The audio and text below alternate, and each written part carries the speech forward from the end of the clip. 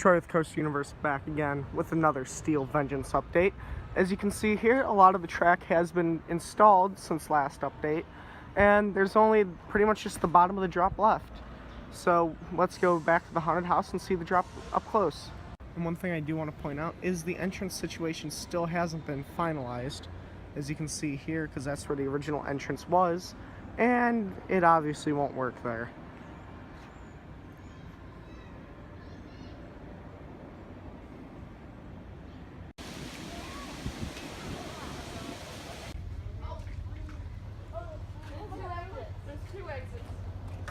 And we can see most of the track work is complete. Here comes the CP&LE Railroad, which concludes another Steel Vengeance construction update. Please like this video if you want to see more of them, and comment below what else you'd like to see, and subscribe for more.